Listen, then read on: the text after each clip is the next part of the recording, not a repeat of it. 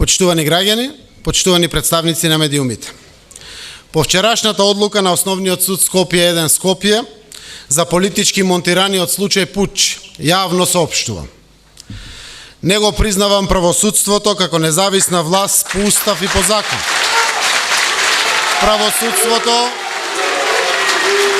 Правосудството ве молам. Не го признавам правосудството како независна власт по устав и по закон. Правосудството е под целосна контрола на Никола Груевски и неговата власт. Нема да присуствувам на закажаните судски рочишта. Нема да продолжам да ја почитувам определената мерка да се јавувам во судот секој понеделник во 9 часот, како и останатите мерки за обезбедување на присуство за водење на отворената кривична постапка. Со ваквото мое јавно соопштение, судот е должен, согласно Законот за кривична постапка, веднаш да изрече мерка притвор и да ме лиши од слобода. Ја очекувам од денеска ова одлука на судот.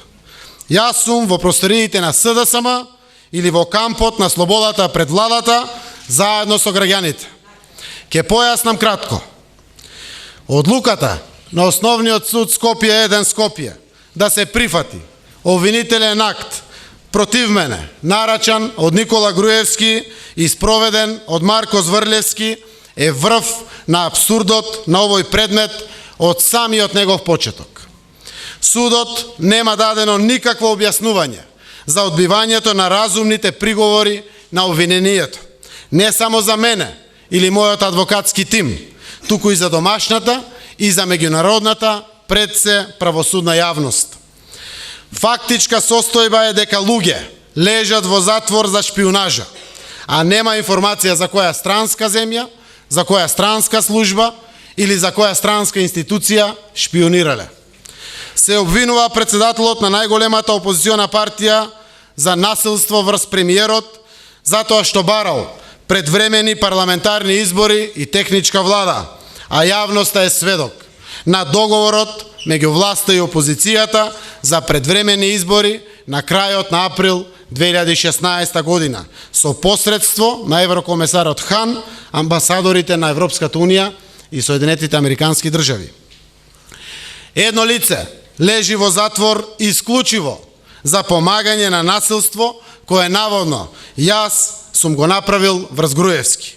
Јас, наводниот насилник, сум на слобода, бев надвор од државата, разговарам и понатаму со Груевски за истите работи, за кои и сум обвинет за насилство. А тој, што наводно ми помогнал за да го извршам тоа насилство, тој е во притвор. Доказите на Никола Груевски за предметот пуч не смеат да се користат во судска постапка. Станува збор за докази што се прибавени со посебни истражни мерки, тајно следење и снимање на лица и предмети со технички средства надвор од домот, кои што се јавно објавени преку каналот YouTube и медиумите. Нивното објавување во јавноста е недозволиво по закон и представува кривично дело по закон. Доказите со кои што Груевски го аргументира наводното насилство од моја страна не се обезбедени во соодветна правна постапка. Не постои наредба од судија на Врховен суд за посебни истражни мерки какви што се применети врз мене за наводно сомневање за кривични дела против државата. Шпионажа и насилство врз премиерот на владата спаѓаат во кривични дела против државата согласно глава 28 од Кривичниот законник. За вакви кривични дела наредба за посебни истражни мерки издава судија на Врховен суд.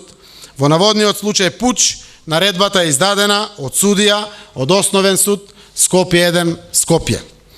Скопскиот Основен суд ги прескокна сите овие непобитни факти и прифати нереални докази за да отвори судска постапка.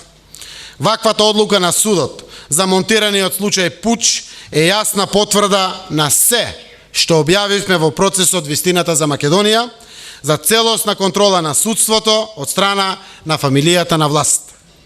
Вчерашната политичка одлука на судот за пуч го потврди секој збор од извештајот на Европската експертска комисија предводена од Рајнхард Прибе. За атмосфера на притисок врз судството во Македонија, за фамилиарна поврзаност на функционери именувани од извршната власт со јавното обвинителство, за ризична средина, за конфликт на интереси. Потврдени се во целост наводите во последниот извештај на State Департментот за непочитување на владењето на правото во Македонија од страна на власта, за владино мешање во случаи со цел заплашување опозицијски лидери и монтирани политички процеси.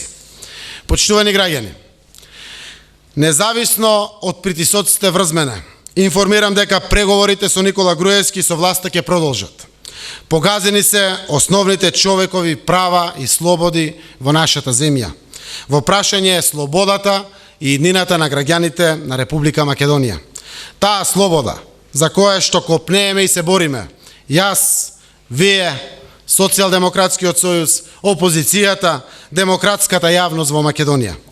Мора да има фер и демократски избори во Република Македонија и мора да се обезбеди слободно изразената волја на граѓаните. Од оваа цел откажување нема. Ова зло никогаш повеќе да не се повтори. Ви благодарам.